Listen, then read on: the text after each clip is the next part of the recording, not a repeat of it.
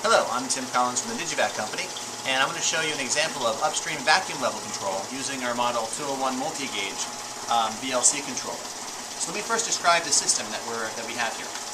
What we have is a 0.5 gallon vessel that we want to control. We want to maintain this vacuum, for example, from say 0.5 torr to about 5 torr.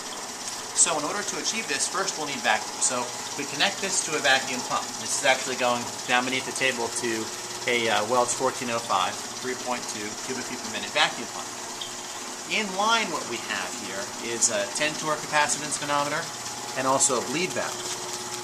The capacitance manometer is actually sensing the pressure in the line and pretty much the pressure in the vessel itself. And then what we have here is the bleed valve, and what that's going to do is it's going to let in just enough air to maintain the vacuum level where we want. And these two devices are wired and connected to our Model 201, and this is our multi-gauge controller. So it's not only sensing the vacuum with the capacitance manometer, but it's also controlling it with that bleed valve. So here's how we can work this.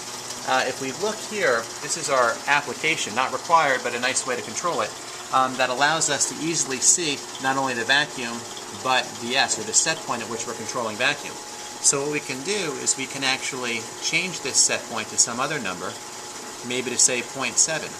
And what we'll see is that the vacuum level will actually immediately start moving and approach that preferred vacuum reading. You can kind of click over to the graph setting, and we can see before we were about 2-ish, and now we're going to go towards that set point of about 0.7.